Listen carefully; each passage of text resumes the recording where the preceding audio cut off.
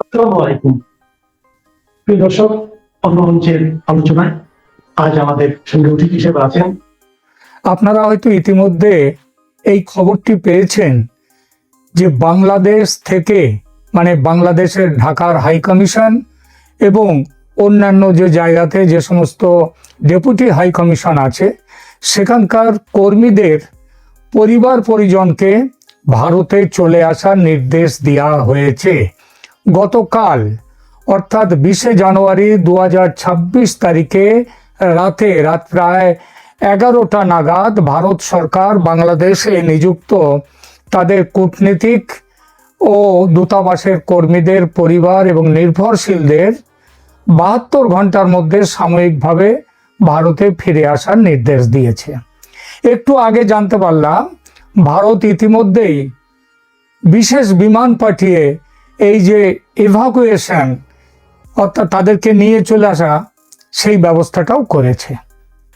বলা বাহুল্য এটা চমকে দেওয়ার মতো খবর, কারণ 1971-এর পর থেকে আজ পর্যন্ত এই দীর্ঘ 55 বছরে এমন ঘটনা ঘটেনি।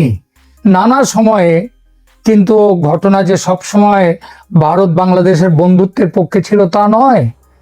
এমনকি শেখ হাসিনার আমলেও প্রায় 25 জন যে ভারতীয় বিএসএফ এর তাদেরকে ধরে নিয়ে গিয়ে তাদের মেরে ফেলে তাদের যে সেইগুলোকে তারা বাংলাদেশ বর্ডার গার্ডস তারা এইগুলো করেছে। তো তখনও কিন্তু এই ধরনের ঘটনা হয়নি। এমনকি যে পাকিস্তানের সঙ্গে ভারতের বেশ কয়েকটি যুদ্ধ হয়ে গেছে ইতিমধ্যে, এমনকি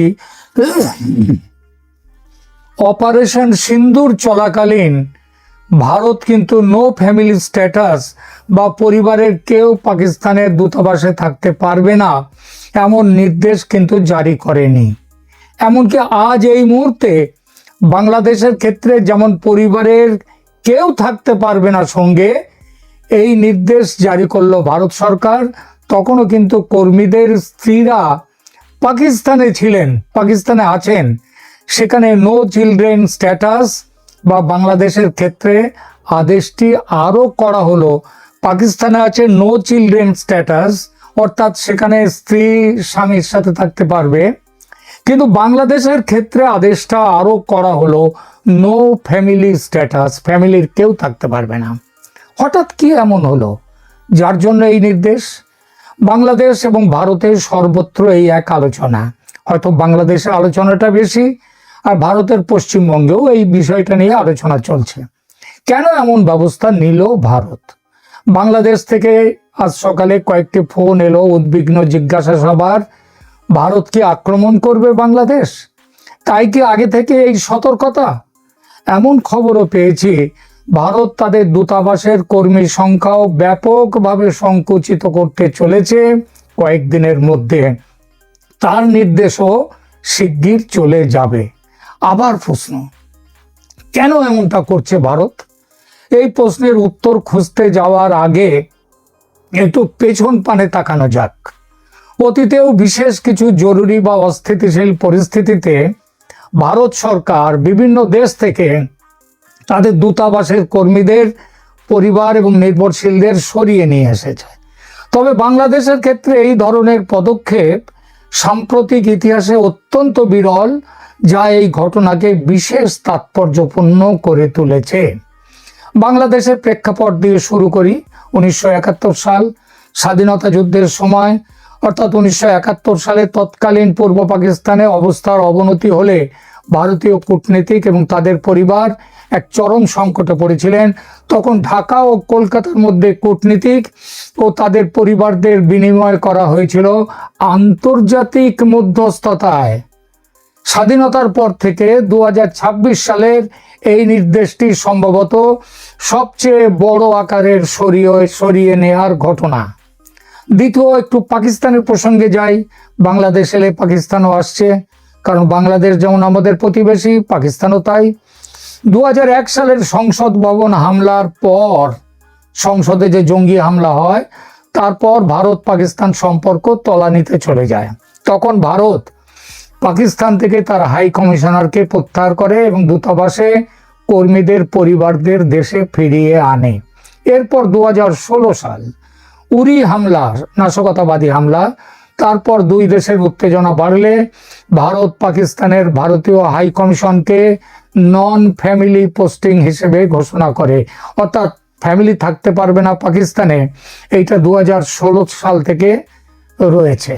মজার ব্যাপার হলো নন ফ্যামিলি ঘোষণা করে যে এখানে লক্ষণীয় ব্যাপার হলো বর্তমানে পাকিস্তানের কূটনীতিকদের ক্ষেত্রে নো ফ্যামিলি পোস্টিং নেই, সেটা আছে নো চিলড্রেন পলিসি, অর্থাৎ তারা স্ত্রীকে নিয়ে যেতে পারবেন কিন্তু সন্তানদের নিয়ে যেতে পারবেন না। আফগানিস্তান 2021 সালে, সেখানে তালিবানরা কাবুল দখল করার ঠিক আগে ভারত তার দূতাবাস ও কনসুলেট থেকে সমস্ত কর্মী তাদের পরিবারদের বিশেষ বিমানে করে সরিয়ে নিয়ে এসেছিল। সেটি ছিল একটি চরম জরুরি অবস্থার উদাহরণ। ইউক্রেন যুদ্ধ 2022 সালের ফেব্রুয়ারিতে রাশিয়া ইউক্রেন যুদ্ধ শুরু হওয়ার ঠিক আগে ভারত সরকার কিয়েভ থেকে কূটনীতিকদের পরিবার এবং অপ্রয়োজনীয় কর্মীদের ভারতে ফিরে আসার নির্দেশ দিয়েছিল। অন্যান্য দেশ যেমন ইরাক, লিবিয়া, ইয়েমেন, যখনই এই সমস্ত দেশে গৃহযুদ্ধ বা চরম বিশৃঙ্খলা দেখা গেছে, ভারত সরকার তার কর্মীদের পরিবারদের সরিয়ে নিয়েছে। একে কূটনৈতিক পরিভাষায় বলা হয় প্রিকশনারি এভাকুয়েশন। তাহলে কি দেখা গেল? দেখা গেল এমন ব্যবস্থার পেছনে রয়েছে যুদ্ধ বা গৃহযুদ্ধের ভূমিকা। শুধু যে যুদ্ধ বাধার আগেই এটা হচ্ছে তা নয়, গৃহযুদ্ধের বাধার আগেও গৃহযুদ্ধের পরিস্থিতিতেও কর্মী ও তার পরিবারদের সরিয়ে নিয়ে এসেছে ভারত বারবার। তাহলে কি বাংলাদেশ ভারত যুদ্ধ বাঁধতে চলেছে, কিংবা বাংলাদেশে কি ভয়ঙ্কর কোনো গৃহযুদ্ধ বাঁধতে চলেছে? যুদ্ধ বাঁধার সম্ভাবনা যে প্রবল, এমন ভাবনা মনে আসাটা তাই অমূলক নয়। তাহলে পরবর্তী প্রশ্ন, যে গৃহযুদ্ধ ছেড়ে দিলাম, যুদ্ধ বাঁধলে সেটা কে বাঁধাচ্ছে? অর্থাৎ কে আক্রমণ করবে, কে আক্রান্ত হবে? দূতাবাসের নো ফ্যামিলি স্ট্যাটাস এই পদক্ষেপ কে নিল প্রথমে? ভারত। অতএব খুব স্বাভাবিকভাবেই সিদ্ধান্ত নেওয়া যায় ভারতের পক্ষ থেকে আক্রমণ করার সম্ভাবনাটা যথেষ্ট বেশি। আবার বাংলাদেশ নিজেও যে আক্রমণ করতে পারে তার পক্ষেও যথেষ্ট কারণ আছে।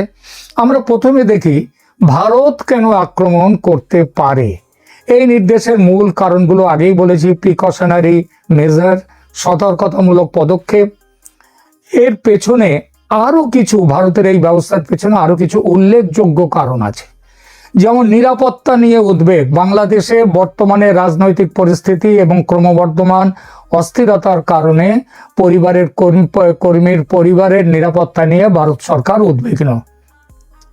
আসন্ন সাধারণ নির্বাচন আগামী 12ই ফেব্রুয়ারির যে বাংলাদেশের জাতীয় সংসদ এবং গণভোট হওয়ার কথা রয়েছে, নির্বাচনের আগে সহিংসতা বা বিশৃঙ্খলার আশঙ্কায় এই আগাম সতর্কতা নেওয়া হতেই পারে। তৃতীয়ত, চরমপন্থী কার্যক্রম ও ভারত বিরোধী বিক্ষোভ। সাম্প্রতিক সময়ে বাংলাদেশে কিছু চরমপন্থী গোষ্ঠীর তৎপরতা বৃদ্ধি এবং গত ডিসেম্বর মাসে ওই শরীফ ওসমান হাদি হত্যাকাণ্ডের পর সৃষ্ট ভারত বিরোধী বিক্ষোভ এই সিদ্ধান্ত নিতে প্রভাব ফেলেছে। সংখ্যালঘু পরিস্থিতিও সেখানে খুবই খারাপ। সংখ্যালঘু হিন্দুদের ওপর হামলা এবং বর্তমান পরিস্থিতির প্রেক্ষাপটে দুই দেশের কূটনৈতিক সম্পর্কে যে টানাপোড়েন সৃষ্টি হয়েছে তাও একটি বড় কারণ। তবে সবচেয়ে বড় যে কারণ সেটা হলো বাংলাদেশের পূর্ব পাকিস্তানে ফিরে যাওয়া, পাকিস্তানের সঙ্গে একজোট হয়ে ভারতের বিরুদ্ধে একটা নতুন জোট তৈরি করা এবং সেই জোট ভারতের শত্রুতা করবার জন্যে। বাংলাদেশের এভাবে পাকিস্তান হয়ে যাওয়া ভারত কখনোই চাইতে পারে না। এজন্য 71-এ 16,000 ভারতীয় সেনা প্রাণ দেয়নি। আর 12ই ফেব্রুয়ারির ভোটে যেভাবে ইউনূস নিজের গদি একেবারে পাকা করবার চেষ্টা করছে, সেটা অনির্দিষ্ট কালের জন্য পাকিস্তানকে তাদের অবস্থান বাংলাদেশে আরো শক্ত করবে। এই সম্ভাবনা দূর করতে ভারত যুদ্ধের কথা ভাবতেই পারে। গত কিছুদিন ধরে সীমান্তে যুদ্ধ পরিস্থিতির মোকাবিলার জন্য অস্ত্র ও সেনা সমাবেশ করেছে ভারত ব্যাপকভাবে।